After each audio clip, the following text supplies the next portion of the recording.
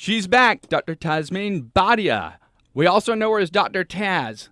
She's the founder and medical director of the Atlanta Center for Holistic and Integrative Medicine. We've told you that we would have her back after she published her book, and it's here now, out today, the 21-Day Belly Fix. Welcome to the program. Thank you. I'm excited to be here. Well, everywhere you look on social media, you see blogs or paid ads. They all have some secret to losing belly fat. And that's what your book's about, losing belly fat. So what makes your plan different? What a great question. So, there's all this stuff about weight loss. Everyone has a secret to weight loss, the supplement for weight loss, the medication for it.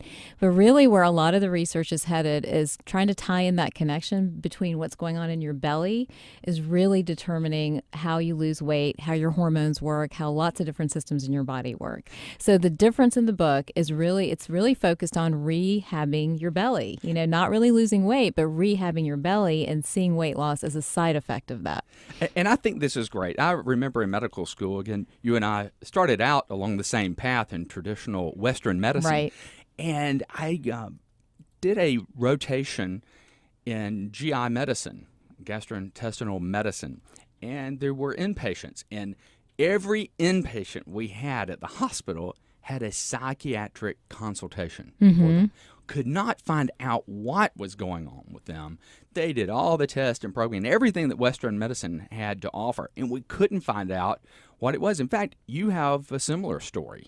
Absolutely. I mean, I think I shared this the last time I was on was, you go through conventional medicine and you go through the regular residency training and rotations, and you're taught to think system-wise. Like Yes. there's a stomach, and then there's a head, and then there's a leg, and it's all disconnected, and it doesn't relate back to each other. Right. So, that's how we were all trained, and that's how we all practice, honestly. But, my own health went downhill, and my journey in really this sort of in this whole world of integrative medicine was about me originally, and trying to figure out why some of my symptoms were there, and learning at the end of that journey that a lot of stuff was all connected together, that the way I ate was determining what was happening with my hormones, which was then determining what was happening with my energy and my mood and lots of other things. Right. So you are what you eat. Absolutely. No doubt about Yes. that, and I'm a big believer in it. There's so many things we're going to get into, but I do want to hear more about not only your story, but your husband's story. Oh, wow. Because I think Lots our to talk listeners- about here. Well, I think our listeners can relate to this. And plus, once they hear the story, they're going to stay tuned through all of this and listen to it. Well, I think a lot of people already know my story, so I don't want to spend too much time on that. I mean, the brief version of my story is, I was going through med school residency, working like a maniac, as I'm sure you do, and doing ER, coming out of residency where everything's flip-flopped, your days, your nights, your weekends, everything's all over the place. So I was not in a good shape of health and having lots of symptoms, everything from mood issues, fatigue, weight gain, hair loss, which was the most obvious to my family, who finally encouraged me to start seeing doctors. Because I had been ignoring it.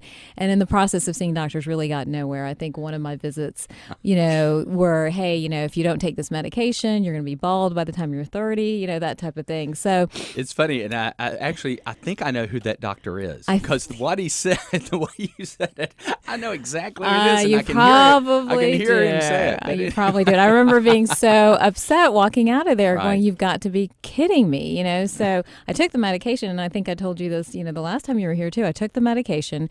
It dramatically dropped my blood pressure because no one bothered to get that kind of history from me. Like, do you have a tendency to have low blood pressure, low blood sugar, that type of thing? And was driving after taking the medication and almost passed out and got into a wreck.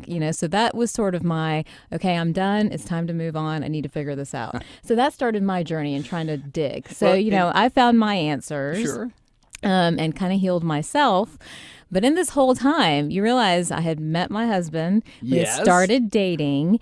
He was worried about me. I wasn't so worried about him. But in the process of him going through dental school, he's a dentist, going through dental school, getting stressed, starting a business. We had 2 young children back to back, started both businesses at the same exact time. Lots of stress. So we had massive amounts of things going on. He was gaining weight. He gained probably from the time I met him through the end of his dental school period and starting those practices, he probably gained 30 pounds, And so obviously he didn't feel good. Well, And it apparently. affected his mood. It affected his energy. And in those early days of us kind of running around and having to do things, I remember he would come home and he would sit on the couch. And I was like, you can't sit. Why are you sitting? We have all this stuff to do. Right, but he So- went from sitting on the Right, couch, right? right. To mornings basically waking up and retching every morning. Exactly. So he had no energy, so he couldn't participate with me in whatever was going on. And then our mornings were horrendous. He would come down the stairs gagging, retching, abdominal pain. He would then pop either some medication. He would either grab Advil because he had a headache, or he'd grab some other medicine reflex medications like Zantac because he was feeling sick to his stomach. And that cycle kept continuing. But you broke the cycle when you went on vacation. Well, the cycle always stopped when we were gone, like when we were out of our environment and we were on a vacation. There was no early morning retching. There was no gagging. There was none of that stuff. So here I am with all this knowledge and this huge toolbox, and I'm like, what is going on with this guy? So, Right. First I thought it was food, and then I thought a million different things, and then I realized it always goes away when we're on vacation. So it was stress. I mean, it was just massive, massive stress, and his belly, all that other stuff would just be in turmoil when we would be back in Atlanta and back to running businesses, chasing after the kids, having a million other things to do. Well, we're going to get into the details of this. Right. And I think our listeners will really appreciate there are so many people. I would guess because I do a lot of reflux work, which you talk a lot about in this book, but it is about stress, but there are add-ons. And we're going to talk a lot more about this when we come back. So, stay tuned. We're going to find out why altering microbiology in the gut or bacteria affect you and how you live. You're listening to Doc Talk on Talk Radio 640 WGST.